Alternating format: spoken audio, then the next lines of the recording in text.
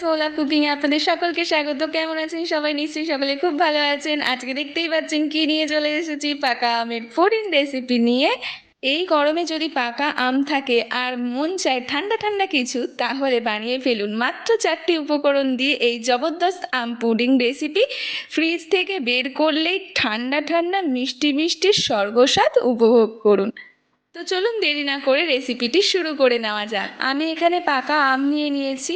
আমগুলোকে ধুয়ে ভালো করে পরিষ্কার করে নিয়ে আমি ছোট ছোট কিউব কিউব করে কেটে নিচ্ছি। ভিডিওটি স্কিপ না করে পুরো ভিডিওটি দেখার অনুরোধ রইল। এই ভিডিওতে আছে প্রচুর ট্রিক অ্যান্ড ট্রিক্স।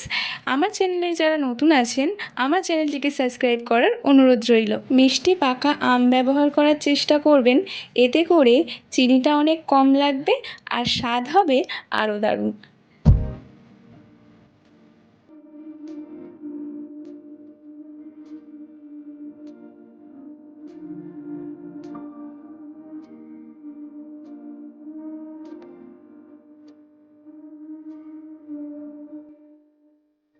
একটা চামচের সাহায্যে দেখলেন কত সুন্দর আমি আমগুলোকে বের করে নিলাম। এবারে একটা মিক্সিং বোলে আমি দিয়ে দিচ্ছি পরিমাণ মতন চিনি। আপনারা আপনাদের স্বাদ অনুযায়ী চিনিটা দিয়ে নেবেন। দিয়ে দিচ্ছি পরিমাণ মতন দুধ। গরম দুধ দেবেন না, গরম দুধের মধ্যে আমের পিউরি দিলে কিন্তু দুধ কেটে যেতে পারে। তাই দুধ ঠান্ডা করে আমের সাথে একটা পেস্ট তৈরি করে নিন। দেখুন, দুধ আর আম দিয়ে কিন্তু একটা পারফেক্ট মিশ্রণ আমি তৈরি করে নিয়েছি। এটা আমি কড়াইতে দিয়ে দিলাম। এবারে আমি এটাকে ভালো করে একটু ফুটতে দেব। দেখুন কতটা সুন্দরভাবে ফুটছে। এবারে অ্যাড করব আসল জিনিস। নিয়ে নিচ্ছি 1 চামচ কর্নফ্লাওয়ার। এবার দিয়ে দিলাম দুধ।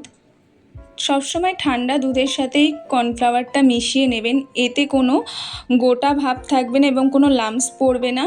এতে পুডিংয়ের স্ট্রাকচারটা হবে ভীষণই স্মুথ এবং জমাটি। গ্যাসের ফ্লেমটা কম করে এর মধ্যে আমি কর্নফ্লাওয়ার মেশানো দুধটা অ্যাড করে দিচ্ছি। চামচের সাহায্যে এটা কিন্তু অনবরত নাড়তে হবে, নাড়া বন্ধ করে দিলে কিন্তু নিচে লেগে যেতে পারে। আমি অল্প অল্প করে সব কর্নফ্লাওয়ার মেশানো দুধটা এই আম পিউরির মধ্যে দিয়ে দিলাম। দেখুন, এবার ভালো করে এটাকে ফুটতে দিতে হবে যতক্ষণ না একটা থলথলে ব্যাপার চলে আসে। দেখুন, একটা থলথলে মতন ভাব চলে এসছে। এবারে আমি এটাকে তুলে নিলাম। এবার আমি পুডিংটা একটা বাটিতে বসিয়ে দিচ্ছি। আপনারা কিন্তু কোনো সাজ ব্যবহার করতে পারেন বা ছোট ছোট কাপ বা আইসক্রিম মোল্ডেও কিন্তু পুডিংটা সেট করতে পারেন। এতে কিন্তু বাচ্চারা খুব পছন্দ করবে এবং পরিবেশন করার সময়ও সহজ হবে। এবারে উপর থেকে চাপা দিয়ে 3 থেকে 4 ঘন্টা সময় দিতে হবে যাতে পুডিংটা খুব ভালোভাবে সেট হয়ে যায়। আমি ফ্রিজে রেখে দিয়েছিলাম, ফ্রিজ থেকে বের করে নিলাম। এবারে একটা প্লেট নিয়ে উপরে চাপা দিয়ে পুডিংটা তুলে নিলাম। দেখুন কত সুন্দর হয়েছে, একদম ঠান্ডা ঠান্ডা মিষ্টি মিষ্টি আমের পুডিং কিন্তু একদমই রেডি।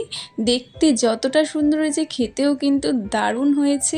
এরকমভাবে তৈরি করে খান আর আমাকে কমেন্টে জানান আপনাদের কেমন লাগলো এই রেসিপিটি। ভালো লাগলে লাইক করুন আর এমন সহজ মজাদার রেসিপি পেতে কিন্তু চ্যানেলটিকে সাবস্ক্রাইব করতে একেবারেই ভুলবেন না। এবার আমি পুডিংটা একটু কেটে দেখাচ্ছি। দেখুন কতটা জমাট বেঁধেছে, দারুণ খেতে হয়েছে। আমি কথা না বাড়িয়ে আমি কিন্তু খাওয়া স্টার্ট করে দিচ্ছি। দেখা হচ্ছে অন্য কোনো ভিডিওতে। আজকের মতো টাটা।